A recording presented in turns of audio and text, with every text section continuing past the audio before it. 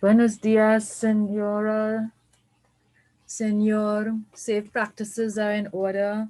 Mama, papa, tio, tia, abuelo, abuela, um, niñas. I was so pleased to see your work, lesson 1, lesson 2. So now we are on lesson 3, and we need just a little bit of help from um, abuelo, abuela, mama, tia, um,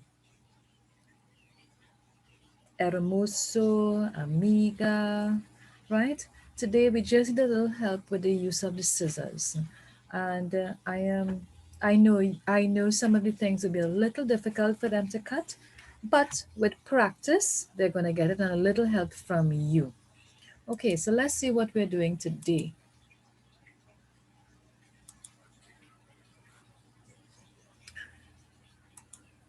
So before we start, I just want to share with you scriptures. Fear not, for I am with you. Isaiah 41, verse 10. All right? So always think that even though it is something new, it is something different, it may be hard, fear not.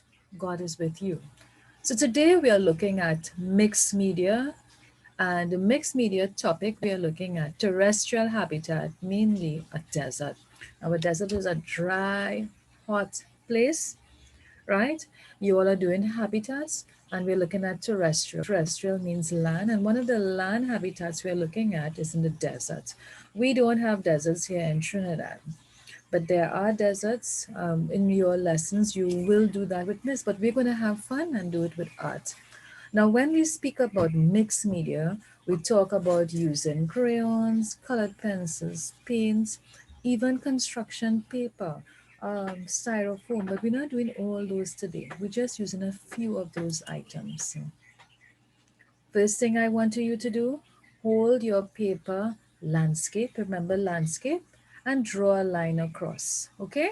You're using an orange crayon. I want crayon specifically. I want your orange crayon across the page, almost half the page. Yes, half the page will do, all right?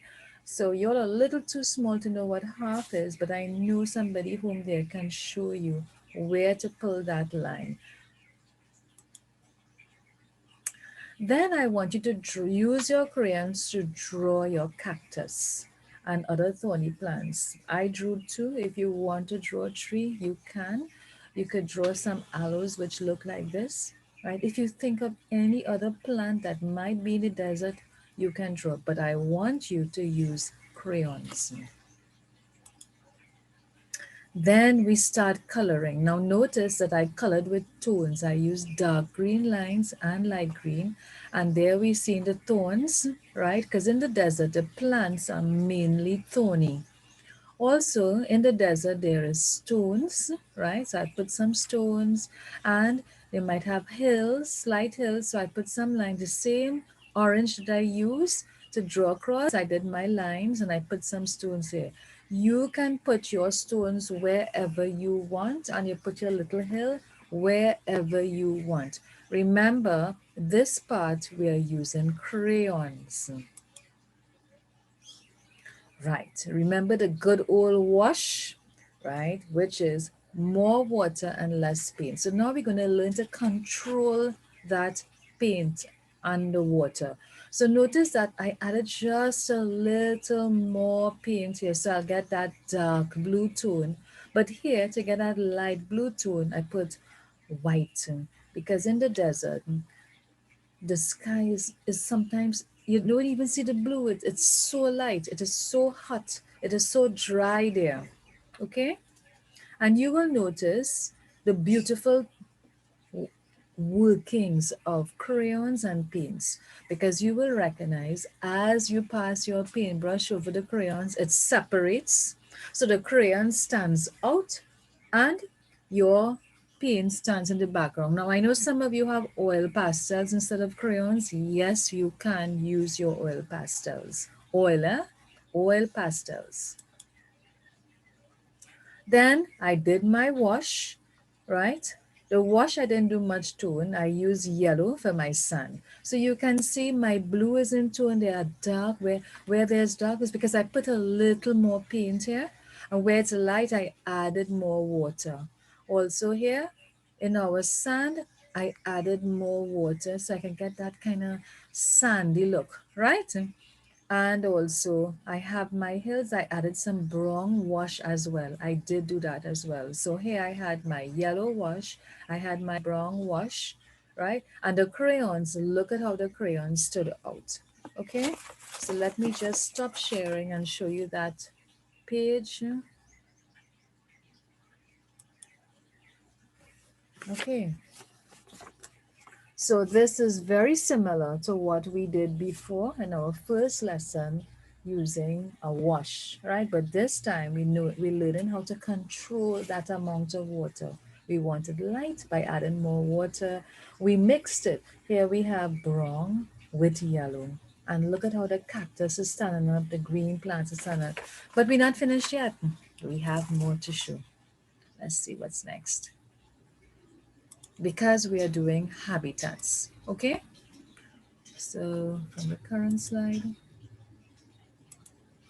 right. Now we are going to make a camel.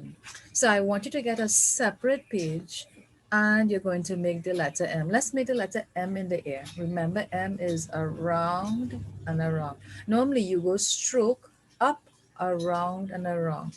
For this lesson, leave out the stroke and you're just going around and around. All right? Or if you want, you could turn the page around and make the number 3. If you want, you can do that as well. Because a camel has humps. And here we have our humps, and now we are going to make the number 7. Number 7, across, down. Again, across, down. So here we have across, down, and we link it to the M. And so now we want to make the tip of C with the number 7.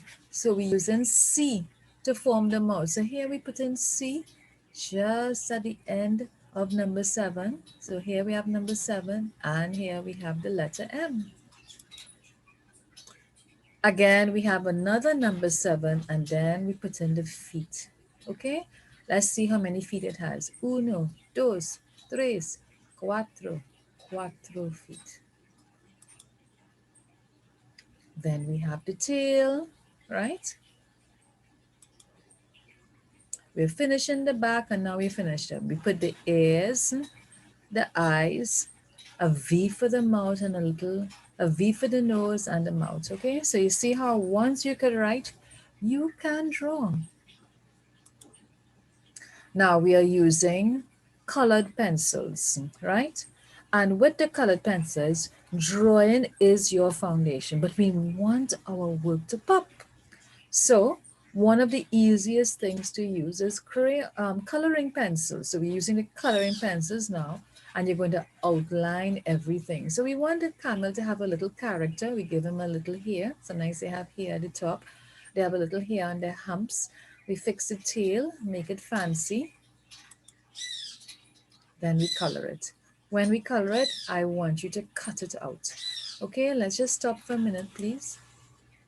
Now remember, you need help with this. I don't have any baby scissors, but I know you all have your scissors. So your thumb goes into the circle and the rest of your finger goes in here and then you cut. Now when you're cutting, girls, I don't want you cutting alone. You need the help of somebody home with you, especially when you go around the corners. So when you cut it out, your camel should look like this. This is your character. We call this a character because it's an individual thing, right? It doesn't have to be perfect. You could leave the lines out. You're learning your skills, okay? So you cut around your camel.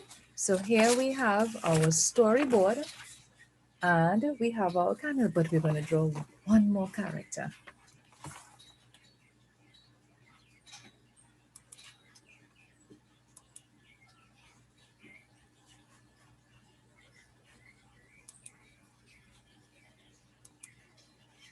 Right? Now we are going to make a snake.